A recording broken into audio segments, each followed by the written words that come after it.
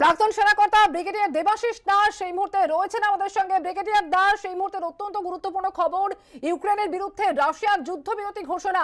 আর ঠিক কি মনে হয়, আন্তর্জাতিক চাপের কাছেই কোথাও এই সিদ্ধান্ত রাশিয়ার, ভ্লাদিমির পুতিনের? দেখুন, এটা তো প্রথম কথা একটা সুখবর যে যুদ্ধ বিরতি হচ্ছে। যে কোনো যুদ্ধ যদি বিরতি হয় ভালো, বাট এটা আন্তর্জাতিক চাপের কাছে নতি স্বীকার না নতুন কোনো প্ল্যান পুতিনের, সেটা বোঝা যাচ্ছে না। কারণ এমনও হতে পারে যে ওরা একটা নতুন সরকার ওখানে গঠন করে দিল বর্তমান সরকারের সঙ্গে ই করে আর কি, মানে সংঘাতে গিয়ে। এবার এই মুহূর্তে এটা বোঝা যাবে না যে কি হয়েছে, এটা একটু সময় লাগবে, হয়তো দিনের শেষের মধ্যে আমরা জানতে পারবো। বাট যুদ্ধবিরতি ওয়েলকাম। যদি এরা কম্প্রোমাইজিং করে বা একটা আলোচনার টেবিলে বসে আলোচনা করে ব্যাপারটাকে নিষ্পত্তি করতে পারে, তাহলে সারা বিশ্ব একটা স্বস্তির ছাড়তে পারে। কারণ একটু আমাদের সঙ্গে থাকুন। এবং যে খবর পাওয়া যাচ্ছে যে সাধারণ নাগরিকদের নিরাপদে বেরোনোর সময় দিল রাশিয়া, মারিউপোল এবং ভলনোভাখা দিয়ে বেরোনোর সময় দিল রাশিয়া। सीज फायर को लेकर आशंका जताई जा रही थी कि सीज फायर का ऐलान होगा नहीं होगा, कब तक होगा, किस तरह से होगा। जो समझौता बेलारूस के अंदर दोनों देशों के बीच में हुआ था उसके बाद से इस चीज को लेकर आशंका थी। लेकिन अब एक पहला कदम जरूर उठा है। जो समझौता हुआ था 2 दिन पहले दोनों देशों के बीच दूसरे दौर की जो बातचीत हुई थी उसके बाद, तो एक महत्वपूर्ण कदम जरूर है कि रूस ने इस चीज का ऐलान किया है कि 600 आवर्स जीएमटी से, या यानी भारत के वक्त के अनुसार ये करीब 5.5 घंटे का अंतर हुआ। और इसके बाद ये सीज फायर होगा, ह्यूमैनिटेरियन कॉरिडोर जो सेफ कॉरिडोर होगा वो अनाउंस किया जाएगा, ताकि जो मानवीय मदद है वो पहुंचाई जा सके, जो सिविलियंस हैं उनका इवैक्यूएशन हो सके। और जिस जगह पे मैं इस समय खड़ा हुआ हूं लीव, यहां पर बड़ी संख्या के अंदर जो आबादी है जो इवैक्यूएट हो रही है, जो यहां से बाहर जा रही है, वो लोग इसी शहर के अंदर आते हैं। और ऐसे में जबकि लगातार डर बना हुआ है, डर इस चीज का बना हुआ है। जी,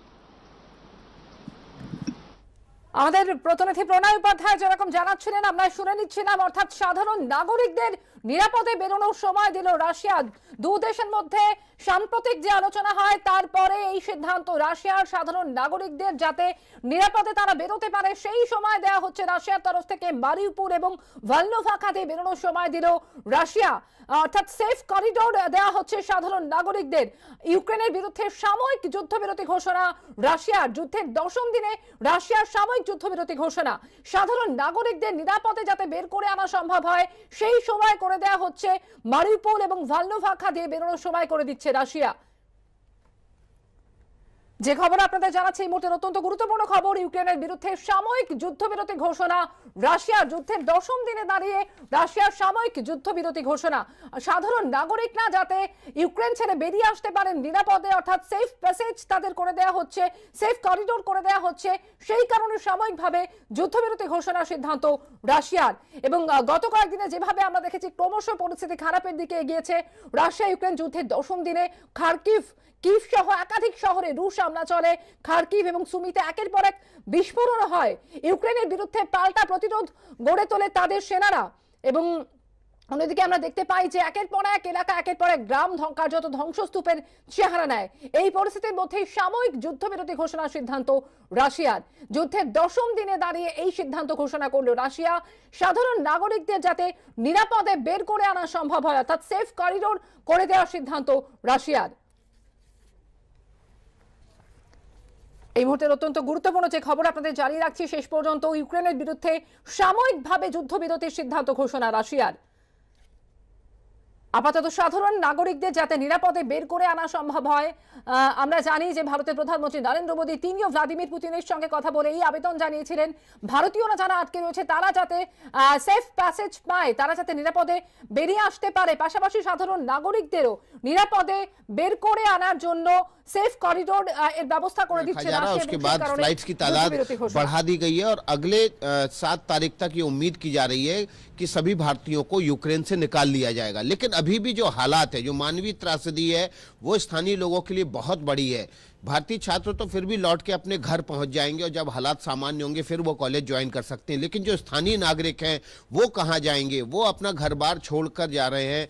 उनके लिए ये बहुत बड़ी त्रासदी है अपना घर बार छोड़ना। कई परिवार हमें ऐसे मिले जो अपने को अपने बुजुर्गों को छोड़कर वहां से जवान लोग थे वो इस स्ट्रगल को पार कर सकते थे, लंबी दूरी तय करके बॉर्डर क्रॉस करने आ सकते थे, लेकिन घर पे बुजुर्गों को छोड़ा वो ना तो ठंड बर्दाश्त कर सकते थे, ना इतना लंबा सफर और लंबा इंतजार बॉर्डर पर कर सकते थे। तो उनके आंख में आंसू थे, उनको नहीं पता चल पा रहा था कि अब उनके घर परिवार के बुजुर्ग अपने घरों में सुरक्षित हैं कि नहीं है, क्योंकि कई शहरों में बिजली, पानी और टेलीफोन लाइंस पूरी तरह से कट हो गई हैं। तो जाहिर तौर पर ये जो कॉरिडोर, ग्रीन कॉरिडोर बनाया जाएगा, इससे स्थानीय लोगों को भी बड़ी राहत मिलेगी, लेकिन युद्ध जो है वो बड़ी मानवीय त्रासदी लेकर आया है और जो तस्वीरें कल हमने देखी वो वाकई में रुला देने वाली थी।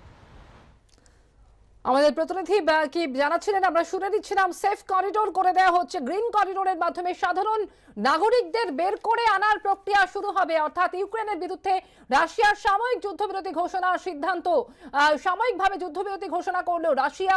এবং আপনাদের জানিয়ে রাখবো যে ভারতীয় সময় সকাল 11:30টায় সাময়িক যুদ্ধবিরতি ঘোষণা রাশিয়ার।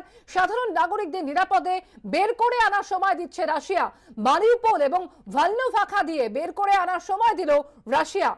সাধারণ নাগরিকদের যাতে নিরাপদে বের করে আনা সম্ভব হয় সেই কারণে সেফ করিডোরের ব্যবস্থা করে দেওয়া হচ্ছে রাশিয়ার তরফে। তবে এই যুদ্ধবিরতি সাময়িকভাবে বিরতি ঘোষণা করা হলো রাশিয়ার তরফ থেকে।